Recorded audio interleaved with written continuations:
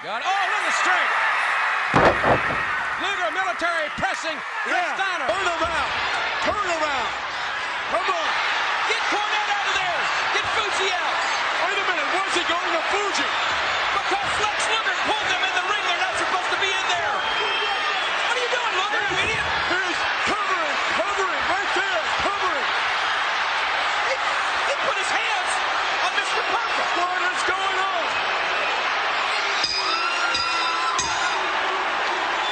Wait a minute. What is he doing? What is going on? He's disqualified Lex Luger. He what? I think he's disqualified Lex Luger. Let's get the re-announcement. Ladies and gentlemen, the winner of this bout, as a result of a disqualification, and still World Wrestling Federation Champion, Yokozuna. This week in Macho Man Randy Savage, you got a lot of answering to do. Word on the street is that Lex Luger wants to talk to the Macho Man Randy Savage. He does. I'm here. Where's he? He's coming right down here, Randy Savage. And I don't mind telling you, after that slap on a kisser last week, Lex Luger is not a happy man. You know, Macho Man, I think I know what the problem is here. It's called a severe lack of respect. Really? That's exactly right, because you see, Macho Man, you've been thumbs down on Lex Luger from day one, and I'm sick and tired of it. Because you see, sometimes it takes more than going to war with each other to find out what you got. Sometimes you got to go to war against each other. Do you follow what I'm saying? I'm following it. I've been there with Sting. There's mutual respect. Just recently, I've been at it with Hogan. Once again, mutual respect. And Macho Man, anyone who would dare slap the total package on national TV obviously lacks any common sense or concern for their health or well-being. Ooh, I'm shaking in my boots. So what I'm saying is, Macho Man, how about the real deal? How about a real match right here next week, live in living color, first time ever on Monday Nitro? I like it. And how about you refer to my personal agenda, that title shot? I'll put that on the line. As a matter of fact, let's make this thing real interesting, Macho Man. Let's go ahead, and I say right here in front of everyone that if I don't beat you next week on Monday Nitro, I'll leave the WCW. All systems operating within normal design parameters.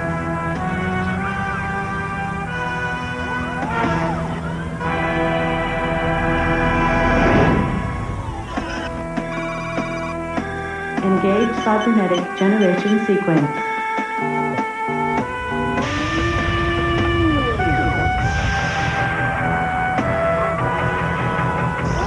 Malfunction detected. System overload. Warning. Warning. Warning. System overload critical. Warning. Warning. Warning. Warning.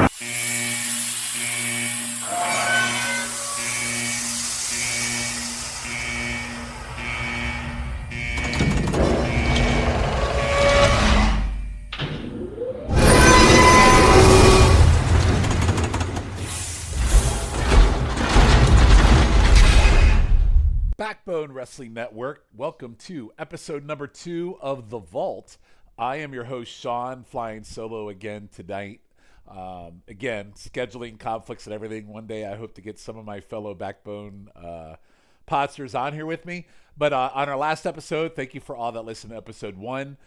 We went down the rabbit hole of The Vault where we take a look at the WWF YouTube pages, whether it be The Vault itself, the WCW page, the NXT. On episode 1, we took a look at Triple H as he is getting ready to go on the Hall of Fame. That was a fun episode where we looked at three very diverse matches, I would say. Tonight, we are going to look at the same thing with a different Hall of Famer for 2025 who, listen, I like this one a lot, and it's highly debated sometimes on this individual.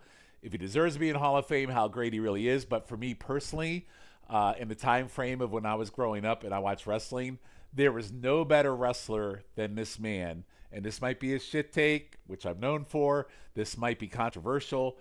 From 1989, well, you could probably even go back to maybe mid-1988, but I'm really going to say 1989 to roughly July of 91. And some would say maybe he had a rebirth in 96 going into 98. Lex Luger. I love Lex Luger's WCW run from 89 to 91. His U.S. title run was great. His Wrestle War matches with Flair were great. He stepped in when Sting got hurt. Had a feud with freaking of all people, Michael P.S. Hayes. Had a great match with Barry Windham. Really got Flying Brian on the map. His feud with Ricky Steamboat. He had a short feud with Tommy fucking Rich when even Rich came back. Like, there was no better wrestler that to me than Lex Luger, who showed massive potential in that 89 to 91 run. Second top babyface next to Sting. Some people could even argue that in 1988 is when he really got to shine, when he expunged himself from the Horsemen and teamed with Barry Windham, had the feud with Flair. I still think to this day the fact that he never got to beat Flair when he should have. I almost think Starrcade 88. Now, I could say that I don't think Luger should have won the belt at the Bash 88, which, by the way, I was at. And I did do an episode of Territorial Live Watch on that one. I do think Lex Luger should have won the world title at Starrcade 88, but Flair was very stubborn. And by the time he won it in 91, Flair was gone, and Flair didn't want to lose it to him anyway. So I feel like Lex Luger really got crushed in that Crockett whole era of where he should have won a world title when WCW went to Turner. Now, he did get a short redemption when he won the world title from Hulk Hogan on a very infamous Nitro, so good for him. He did beat Hulk Hogan at his peak in the NWO, but I really think he deserved that shine over Flair when he won the world title versus that whole heel turn in 91 Bash where he beat Barry Windham. And then that title reign was kind of shitty, and then he left in 92. But anyway, big Lex Luger fans, particularly in that 80s range Lex Luger. So tonight, we are going to go back into the vault, and we are going to look at matches from Lex Luger. Very similar. We're going to pick 3, just like we did with Triple H, and look at some diverse ones. The other thing that I really do enjoy is I love early Nitro. Like, I'm talking 95 Nitro, and it's got some of its like bad things in it, but you know, the Dungeon of Doom, blah, blah, Hulk Hogan, but there's really some great things. And one of the big moments of Nitro when it first kicked off was Lex Luger returning in September of 95, fresh off the WWF. He worked the show, and then all of a sudden he pops up, and you can listen to all sorts of things about that. Bischoff, how he underpaid him, didn't have belief in him, no one to sign him, Sting got him signed. But anyway, one of the first things we're going to look at tonight is a match from September 25th, 1995 episode, and I'm sure this was covered over on the No-So pod over there with the whole pod that JT and Chad have done over there. But this match I like particularly because, one, it is on the network, it is on the WCW page, but it's also a very Luger-centric show. And I'm going to talk about a match, but let me set up a few things that are happening on this. So, very Luger-centric show, setting up his future in WCW. He had just returned, and it was setting up a feud with Randy Savage. And this Nitro has a shocking main event match against Meng, but let me break down some of it. And you heard it a little bit in the opening of this pod, the opening promo. So the episode kicks off of this Nitro with Randy Savage and Luger from the prior Nitro going face-to-face, and they get heated very fast, and then Mean Gene in the middle trying to keep the peace. Luger is frustrated, accusing Savage of having zero respect for him. Savage never wanted to back down, slaps the hell out of Luger, sets the crowd on fire. Now we go to this Nitro. It's live this week, and Savage calls Luger out. Out he comes, and Luger, rather than going all in on Savage, keeps his cool, but throws out a huge challenge for next week on Nitro, and the next Nitro, it will be Luger versus Savage. And here's the kicker. Right out of the gate, Luger has just returned, and he says if he loses, he will leave WCW. So that sets up a massive match for next week, and Nitro is off to a hot start. So later on in this match, you have Savage finds himself in trouble in this Nitro, I should say. Savage finds himself in trouble getting jumped by the Giant in the Dungeon of Doom. The faces of WCW try to help, but the Giant dominates everyone. Luger walks down to the ring, pretty methodical, but he's not exactly sprinting. He takes his time. He stands over Savage, and for a brief moment, it looks like he's aligning with Sullivan and the Giant, But then the Giant grabs Luger. Luger starts swinging, but he gets overpowered and chokeslam. So this moment is key because it keeps the crowd guessing. It keeps his Luger a babyface as a heel. Is he playing his own game as he goes into it? But clearly walking away from here in this episode of Nitro, it would appear that Luger is still a face. So coming out of that, Luger has a main event match on this episode against a man called Meng. Very underrated. Big Meng fan. Many circles call him the toughest man alive in the WCW circles, or in wrestling circles in general. So Luger versus Meng, and here we go. So let's talk about the match. So now after already being beaten down, Luger has one more challenge, and that's Meng. Meng comes storming out for the match. Meng jumps Luger immediately, taking full advantage of Luger's weakened state. No feeling out process here. Meng chops, kicks, and straight up destroys Luger. Luger gets his throat stomped, choked on the ropes, and throat chopped over and over. At one point, Meng hits a suplex, gets a 2 count, and then slaps on a nerve hold, grinding Luger down. Luger eventually fights back, throwing stiff elbows and punches, but Meng counters with a brutal side suplex into a backbreaker that looked painful. Meng puts a knee into Luger's back. Everything Meng does just looks stiff. And locks in a rear chin lock, looking borderline like a sleeper. Luger once again fights back, hitting some shots and dodging a big move from Meng. Then we get to the finish. Luger builds momentum, lands a clothesline, but he awkwardly bounces off Meng and falls to the mat. Looks like a bit of a botch, but they keep moving. As the ref gets distracted, Meng pulls a spike out of his boot and wham! Meng nails Luger's with the spike. Meng covers Luger for the 3 count. Like, out of nowhere, just like a huge shocker. I didn't expect Meng to beat Luger here, especially with Luger being fresh back in WCW. He's about to wrestle Savage next week. So really an interesting end to Nitro here. The whole setup, the whole thing for the prior week, the whole episode. And this is just the match itself. So this episode of Nitro, like I said, was a wild ride. It built Luger up, made him a focal point of the show, and it ended with a huge swerve. Meng dominated Luger, and the finish was classic Nitro. Unexpected, chaotic, and a bit controversial. So rating for the match, I would probably go 2 1/4, 2.5. Not a technical classic, but a great beatdown with Meng looking like a fucking monster and Luger selling like crazy. So if you love Meng being an absolute badass, this is a match to check out. But I would say this overall episode of Nitro, really, really good to set up Luger versus Savage. Did a fantastic job of setting up the match for next week. A big-time Nitro main event with real stakes. Would highly recommend checking out this episode, especially for fans of Luger and Meng. And WCW is doing some great booking here, and a perfect example why early Nitro was really, really exciting. So that's the first match. The second match we're going to cover of Luger's tonight is one of my personal favorites, and I remember back when this match was announced, I'm like, what the fuck are we doing? Because they didn't do things like this back then. And it's for SuperBrawl I 1991, which for me is a big comfort food show. I love this pay-per-view. There's so much that goes on in it, and it's early, coming out of 90, early 91, like May of 91. I mean, listen, you got so much going on this pay-per-view. You got Flair defending against, I believe it was Fujinami, I'm trying to remember which Japanese star it was. You had Sid on his way out in a stretcher match against El Gigante. You got the Young Pistols versus, not the Young Pistols at the time. Yeah, the Young Pistols versus the Freebirds for the U.S. Tag Team titles with the debut of Bad Street. There's just so much going on in this show. So this match was announced, and it is Sting and Lex Luger versus the Steiner Brothers for the World Tag Team title. A true dream match, and you didn't see this back in the day. Face versus face. So the match was announced. So we'll talk about the match in a minute. So let's set the stage a little bit. At the time, Sting and Luger were WCW's top singles babyface.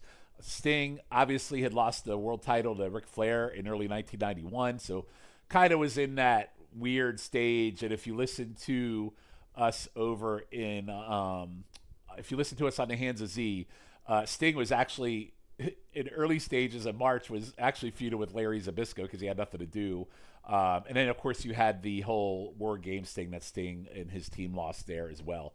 But anyway, which is also a really cool match on this show where you see Wyndham versus Pillman, which was a really cool short-term feud in 91. But anyway, Sting and Luger, top baby faces. Sting lost the world title. Steiners were the most dominant tag team in the company. The Steiners held the WCW World Tag Team Championships as well as the IWGP Tag Team Champions.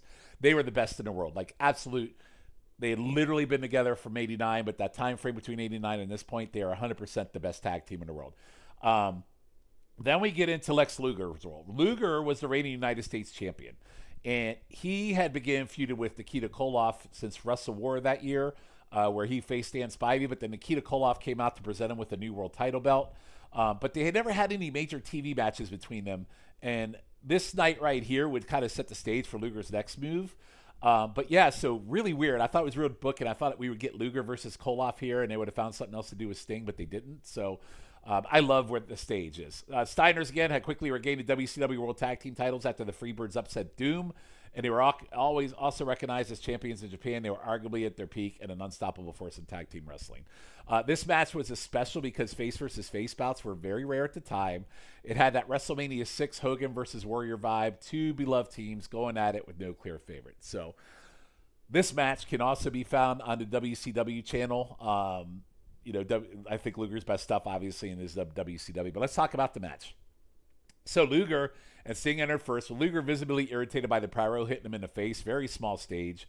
Meanwhile, the Steiners receive a massive ovation, and the crowd fully invested in both teams. The energy in the building, absolutely electric.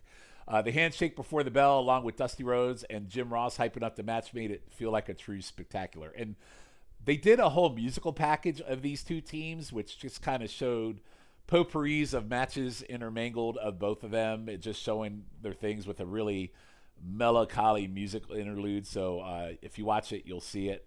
If you watch the SuperBrawl show. Anyway, match begins with Rick and Luger locking up, trading amateur wrestling moves and power exchanges. Neither man could get the upper hand as they jockey for position. Luger hit a shoulder block that spun Rick around, followed by a power slam for a near fall. Rick Steiner countered with a German suplex and a Steiner line, sending the crowd into a frenzy. Luger responded with a press slam before tagging in Sting. Sting exploded in the match, immediately leveling Rick with a clothesline that sent him outside. Then in one of the loudest moments of the match, Sting hits a suicide dive onto Rick on the floor. The crowd went absolutely apeshit for this. Sting rolled Rick back into, hit a facebuster, and then lifted him up into a Razor's Edge style slam into the turnbuckle. He went for a Stinger splash, but Rick dodged and tagged in Scott Steiner. Scott comes in, dominates Sting with a sit-out powerbomb, a tilt-a-world suplex, a belly-to-back suplex off the top rope. Pace is absolutely relentless. Sting managed to counter a move and hot-shotted Scott onto the top rope before tagging Luger back in. And then all hell breaks loose. So Luger hits a suplex on Sting, then tags Sting back, then tags Sting back in, but Scott reversed Sting's offense and went for a tombstone pile driver, only for Sting to reverse it and hit a tombstone of his own to a huge pop from the crowd. Sting covered, but Rick broke it up. Luger and Rick started brawling, with the ref getting caught in between and knocked to the outside. With the ref down, Luger and Rick fought outside while Sting stayed in the ring with Scott. Sting hit a Stinger splash and Scott was down. That's when things took a shocking turn. So as Luger climbed onto the apron, Nikita Koloff starts creeping down the rampway with the chain wrapped around his arm. And then just as Luger reached for a tag, Sting shoved him from his side to avoid Luger getting hit, and Sting gets absolutely blasted by Nikita's chain. And then Scott Steiner, not knowing what happened, quickly capitalized. Ref comes to Sting as Nikita is covering Sting as Nikita escaped. The ref covers the ref recovered 1, 2, 3. The Steiners retained in a stunning finish. This was big time league, man. Your two top single stars in the WCW have been beaten by the Steiners. So match fallout, the Steiners celebrated their victory, now solidified 100% as the best team in the business. Meanwhile, Sting was bleeding and furious, realizing Nikita calling the match. Luger, unaware of what happened, was confused as Sting stormed to the back. In the backstage interview, Nikita tried to get a word with Nikita, but before Nikita could say anything, Sting charged in and brawled with him, igniting their feud. So clearly a pivot moving from Sting to Nikita to give Sting something to do. So let's talk about the bigger picture here. The match was just about the tag team titles. It basically set the stage for a major storyline in WCW, Sting versus Nikita. The attack by Nikita led directly into a feud between him and Sting. Unfortunately, the rivalry fizzled out, and it became more of a long-term angle that really the angle played out until you got to Wrestle War 92, where Nikita went on hiatus again, but he returned as a face and wanted to be Sting's tag team partner in the War Games against the Dangerous Alliance, which we covered on the Dangerous Alliance pod, the 7 Months of Danger. If you haven't listened to that on the No-So, or if you check out our YouTube page, you can hear it over there. Really short, firm, 20-some episode pod series where the group of the Backbone here, which covered the entire Dangerous Alliance era. And we really talk about that whole Sting-Nikita thing, and Nikita wanting to be trusted to be in War Games, and Nikita became a face there. So really give that one a listen, because that whole pod series, 7 Months in Danger, really is one of the reasons why we're doing this Backbone feed, because we all enjoyed each other's company. We enjoyed podding together, and here we are now on the Backbone. So go listen to that one. Really good pod there series, the 7 Months in Danger. Lex Luger. So many wonder why Lex Luger versus Nikita never really came to fruition. The reason, WCW was obviously setting up Luger to challenge Ric Flair for the world title at the Great American Bash 1991. So they were going to have Luger win, and then we already talked about earlier how Flair bailed. And then, however, when Flair left WCW before the event, Luger instead won the vacant title by defeating Barry Windham, and he turned heel in the process, and the rest is history. So this match would be Luger's last major match as a babyface before his heel turn. So final thoughts and rating on this match. This match was everything you'd want in a big-time WCW main event. Incredible action, hard-hitting moves, red-hot crowd, major storyline implications. The face versus face dynamic, very unique at the time. Shocking finish with Nikita's interference, set up future angles. Even though Sting versus Nikita didn't fully materialize, the match itself this match right here remains an all-time classic. This is a straight-up 4 stars. One of the best tag team matches of 1991. The perfect mix of high-impact wrestling and storytelling. Really go out of the way to watch this. And so we're 2 for 2. I would definitely recommend that Nitro for the Luger-centric episode and the match against Meng, because that's a shocker. And here you have, again, another shocking finish where the Steiners beat Sting and Lex Luger. So, unfortunately, the next match we're going to talk about doesn't really net anything for Luger as well, because, again, this is just a very interesting storytelling I'm doing tonight on Lex Luger and his Hall of Fame career, and how things sometimes take turns and you get unexpected things with Luger that cause him from really reaching true greatness potential. So this one, we are going to the WWE Vault channel on this one.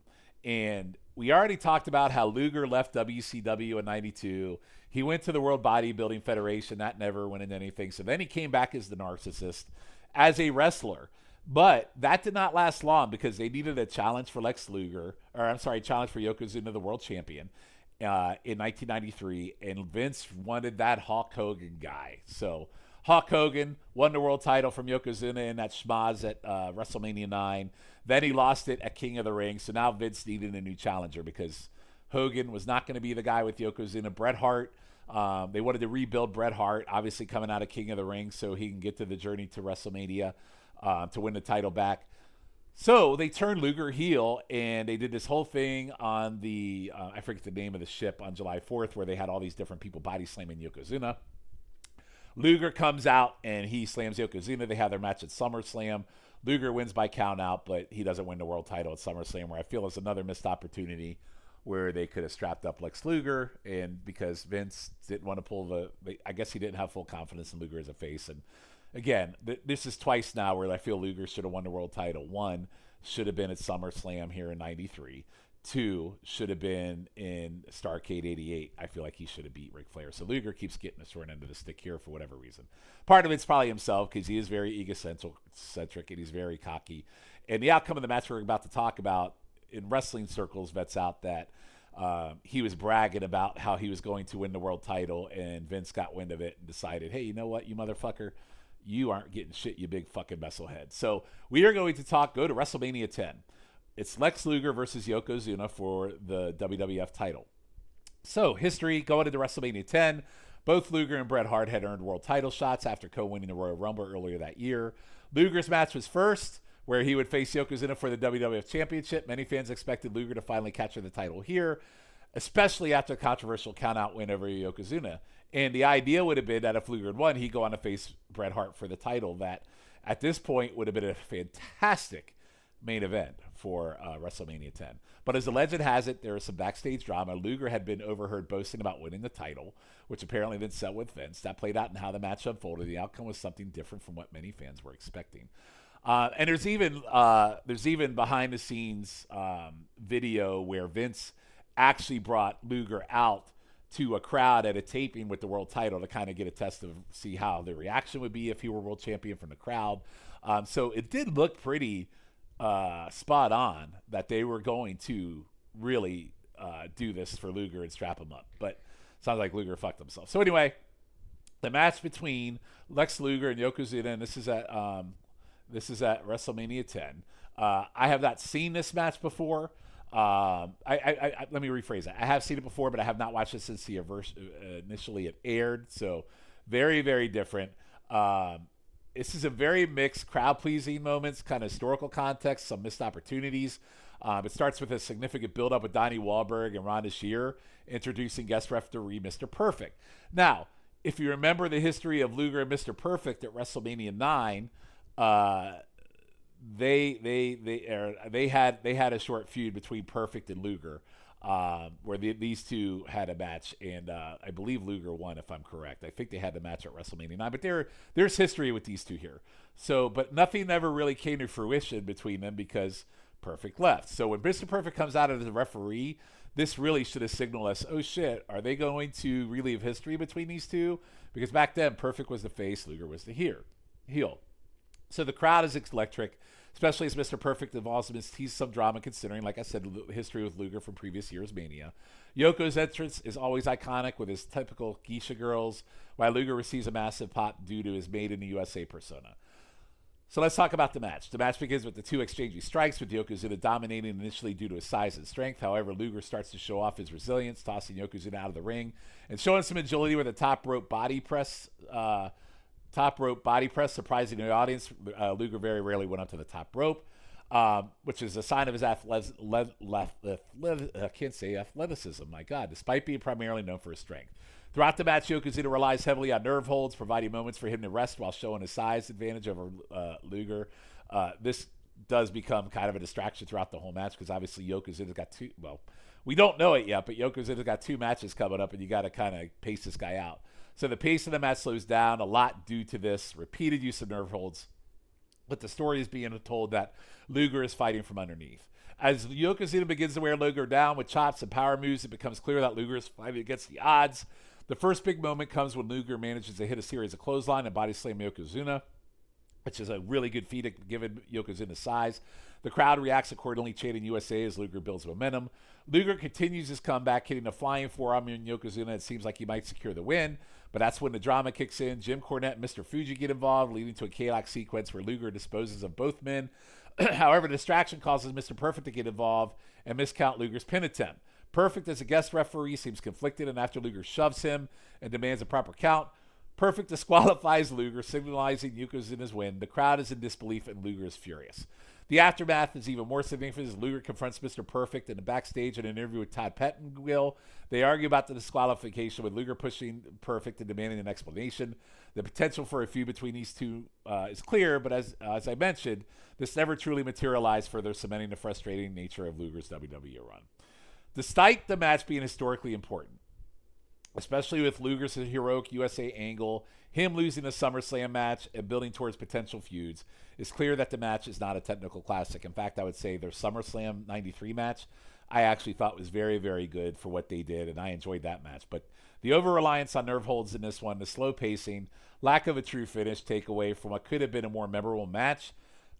You could rate it 2 stars, mainly because of historical context, some decent power moves, and Luger comeback spots. However, the match doesn't live up to the expectations that many had for Luger. It solidifies the disappointment that his WWF career was during this period, and Yokozuna should not be booked in 2 matches at any point in any time of his career. So ultimately, Yokozuna moves on to face Bret Hart for the title, and Bret Hart wins the title, but Luger's moment is overshadowed by poor booking and missed opportunities. So, again, I think a lot of these are historical things, but in the broader thing, I talked about the Nitro episode I watched, noting that despite the overall lackluster nature of the match, the earlier matches for WCW, like the Meng fight, these are actually later matches, but I'm talking about the early ones we talked about. The Meng fight was far more enjoyable. You also highlight that the match, this match represents a culmination of Luger's WWF run, which, again, wasn't that successful, and in the end ended up being a tag team run with Davey Boy Smith, which had potential, but Luger and Davey Boy Smith wasn't where it was at. So Luger going back to WCW was the right move. So, and we never got the perfect send off for the Mercer Perfect feud that never took place. That remains one of the biggest what ifs that if we actually had gotten that proper feud, probably another what if we actually gotten a proper feud between Lex Luger and Bret Hart, who I know they faced each other in WCW in later years, but Bret Hart was pissed at the world, and Luger was far past his prime at that point. So anyway, there you have it. 3 really different matches, one from 92, one from 95, and then this one from 19, I believe this one was also 95 at WrestleMania that year. So, no, I'm sorry, this was 94 for WrestleMania this year. So all from the 90s, all available on the WWE YouTube Vault channel, all on the WCW channel to give them a listen. As I said, Lex Luger is one of my underrated favorite wrestlers of a certain era. As he got into the end of his career, obviously some really bad things happened, and he also couldn't really go in the ring anymore, but he was always entertaining. But really, anytime you can find Lex Luger from really like 88, I would say, until that 91 of July, and some would even say some of his 95 and a 97 run on Nitro, I think you're going to get some good Lex Luger. And Matt Souza, if you're listening to this, I know you hate Lex Luger, but I would also highly encourage you to really go back and look at some of this stuff. The stuff the stuff he did with Brian Pillman, the stuff he did with Tommy Rich, those two guys when Rick Steamboat bailed on the U.S. title feud they were having in '89, really, really, really good matches there. And just really, really shown that Luger could do, and with different various opponents. He had good matches with Dick Murdoch in that U.S. title run. That 89 run particularly is really, really great and something special. So, but anyhow, I really appreciate all of you listening to episode 2 of The Vault. I will be back at a time to be determined, when time allows, to talk about more matches and more things that you can find on the WWE Vault channel. So with that, I will see you all, maybe with some guests next time, maybe not, on the next episode of The Vault here on The Backbone.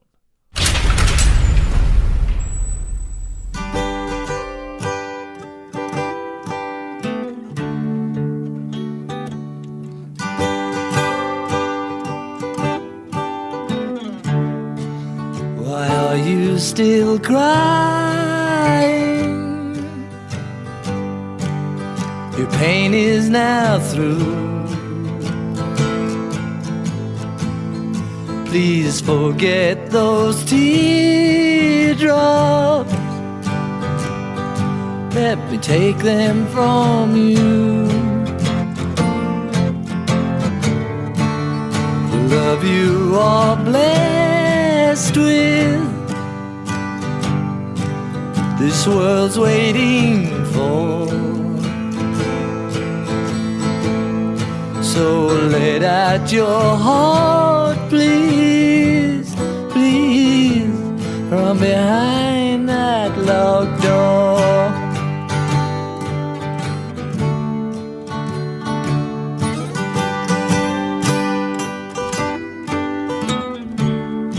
It's time we start smiling. What else should we do? With only this short time, gonna be here with you. And the tales you have told me, from the things that you saw, makes me want out your heart, please, please, from behind that locked door.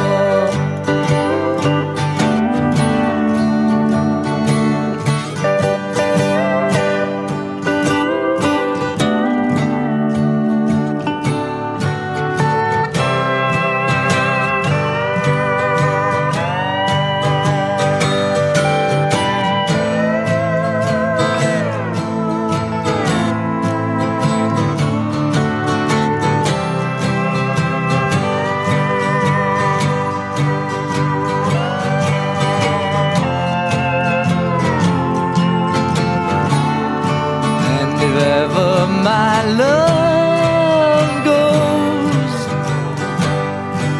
if I'm rich or I'm poor, come and let out my heart, please, please, from behind that locked door.